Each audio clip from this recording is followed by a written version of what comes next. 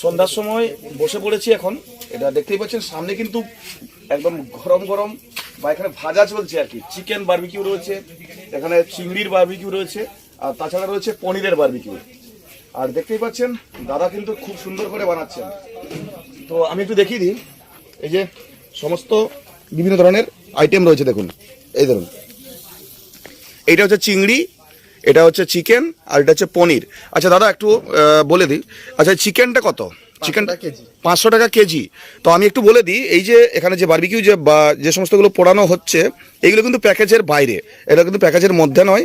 এটা হচ্ছে 500 টাকা চিকেন, আর এইটা চিংড়িটা এটা 220 টাকা। এর মধ্যে ক পিস থাকছে? 10 পিস থাকছে 220 টাকার মধ্যে। আর এই দিকে দেখিয়ে দিই একটু, এটা হচ্ছে পনির বারবিকিউ। তো পনির বারবিকিউটা কত? 10 পিস 250 টাকা।